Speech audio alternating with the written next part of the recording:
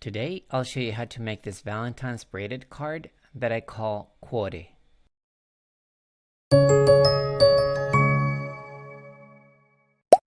Hi guys, my name is Omar from Awesome SVGs, and today I'll show you how to prepare and put together this fun card for Valentine's Day coming up.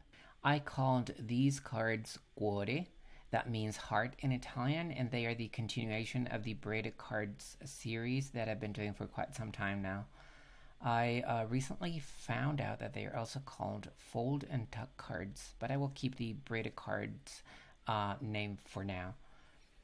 I used for these cards a local cardstock that has a very nice shimmer to it and a beautiful debossed butterfly pattern. The good thing about these cards is that they require very little time and a few supplies to put together. They have also plenty of space inside to write a message. I would recommend to use a bone folder and tweezers for the small bits, but if you don't have them, a craft knife and the back of a pen will do. Okay, so we are going to get our file ready to cut and design space. So upload your file to Design Space, click on it until you see that green outline around, and click on Insert Images. You will get both cards and a single file. The top layers are the shaped card and the bottom layers are the square card. They are grouped into different groups, so the first thing you're going to do is select the whole thing and click on Ungroup. And then you will have two different groups, the shaped card and the square card. The top one is the shaped card, and it has 4 layers. The first one is the scoring layer that you have to change the line type from cut to score. And that's it. That's all the layers that you have to change. Then you're going to ungroup it, select both shapes, the scoring line that is right here and the shaped back panel, and click on attach, and that will put that scoring line right next to your cut line. Next, we're going to prepare the square card. It's a good idea to take that card and bring it to the top. That way you will have all 3 layers on the top. Then you're going to ungroup it and click on the top layer, which is the scoring layer, and change the line type from cut to score. That will put a scoring line in the center of that front panel.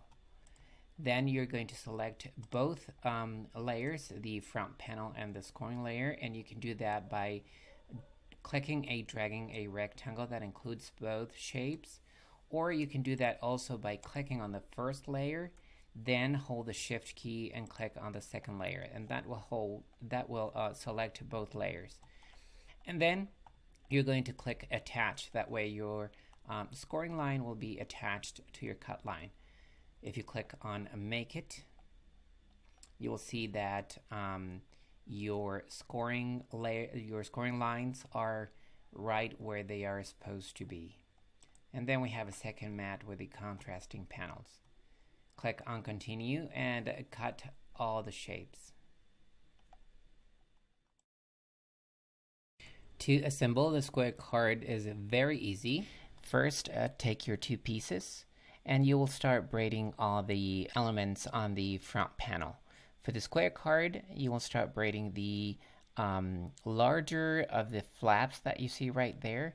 Make sure you put your finger very close to where those cuts end and fold it towards the opposite side. Here is a good idea to use a bone folder or the back of a pen to make those creases very sharp.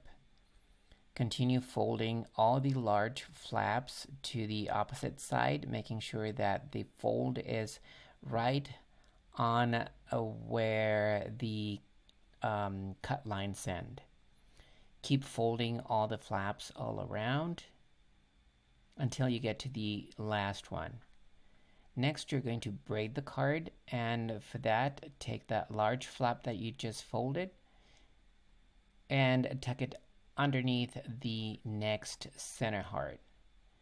Do that with all the flaps all around. Finally, you are going to take each of those small cuts that you see in the center, and you will fold it towards the opposite side also.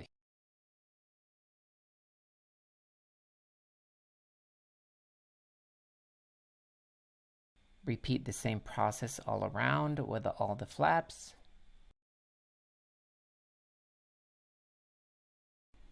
And finally, use your bone folders or your fingers to make those folds very sharp. Next, we're going to attach the contrasting panel on the back. So flip that front panel, and we are going to add just a tad of glue so that contrasting panel will stay put. So add just a small dab of glue in the center and little dots of glue here and there just to keep it in place. Next, take your contrasting panel and feed it through the corner slots that you see right there. Make sure they go all the way in. Repeat the process with all 4 corners. And then using your hand or a bone folder, make sure the glue attaches to that contrasting panel. Next, we're going to fold the card in half, following that score line that your machine just scored. And using your bone folder or the back of a pen, make sure that crease is very sharp. And there it is.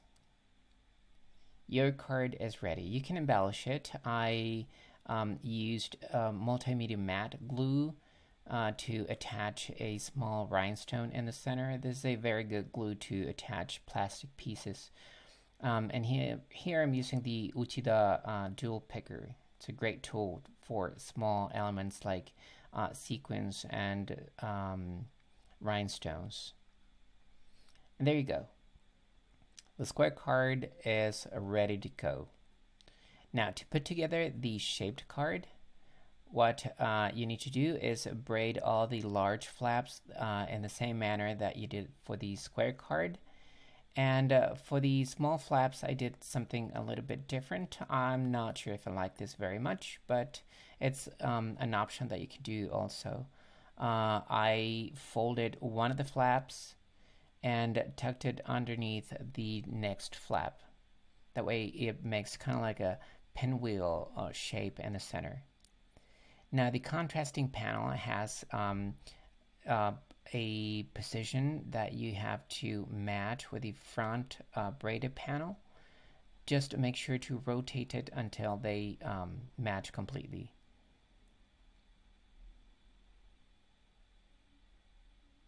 As you can see, if you rotate it, they don't fit and they don't match. But if you rotate it again, it will match all around.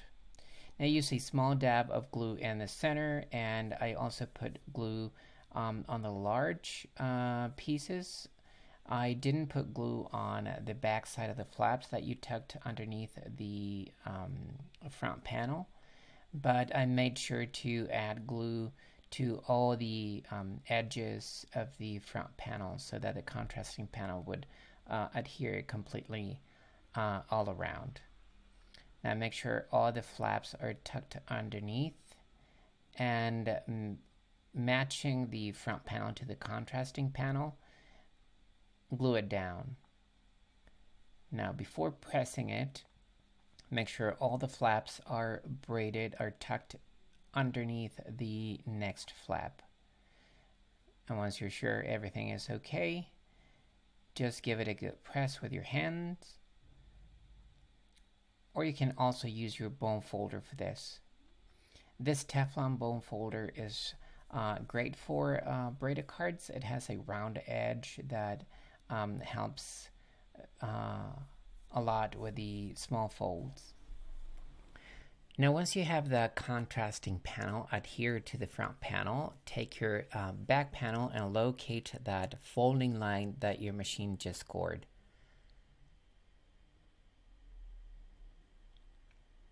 Fold it